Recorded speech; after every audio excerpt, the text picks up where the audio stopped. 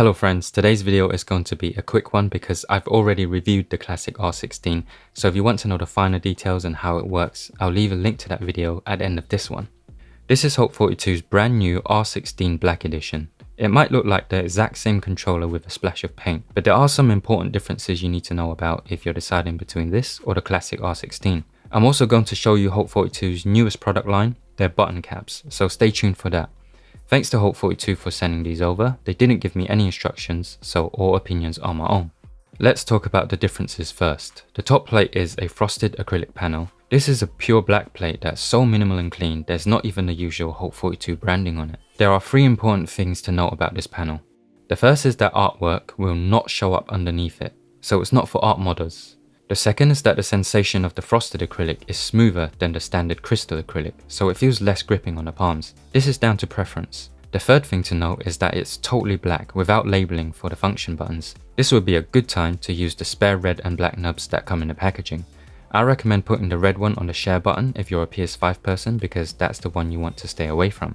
So as you might have gathered, the frosted acrylic is a bit of a double-edged sword. If you're the kind who likes to rep your fandom with your controller or you want to add labeling on your keys and function buttons, then the classic R16 is the one to get because the panel is clear. There are a few more subtle differences too that will give us a better perspective on this new black panel. Let's start with the screen. On the classic R16, the connector is exposed, and here the black panel frames the screen neatly, so all you see is the screen and nothing else. It looks a lot like the one on the M+. Some people might prefer this and others might prefer the original transparent look. One small quirk is that the top corner is very slightly obscured when viewed top down, but it's not very noticeable because when I look at it from a playing angle, the whole screen is completely visible. Now let's talk about the button caps. They have a matte finish on the top layer and the sides are glossy like the R16 buttons. But because the top, sides and rims aren't see-through, they have a similar effect to the caps on the M+, where they look like they're floating off the controller. I love that effect on the M+, and it looks really good here too.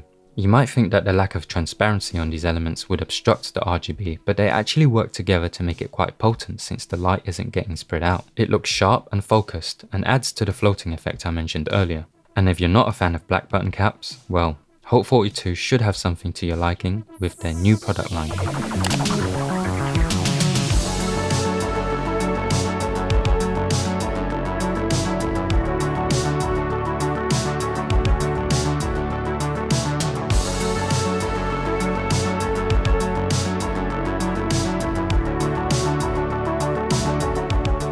These button caps come in 8 different colors. That's black, white, blue, purple, red, yellow, and green. These can be transparent like mine or matte with glossy sides. There's also an additional matte grey option too. To me they look and feel like the stock caps that come with the controller. That's to say they're a nice size, feel great on the fingers, but not the best choice for slide players. Under the hood everything seems to be exactly the same. It runs on a GP2040 and I've safely updated it to the latest 7.9 firmware. Something I noticed is that the crystal switches in this one are very slightly smaller and are now 2-pronged. It's probably just a newer batch and they should effectively feel the same as the original crystal switches.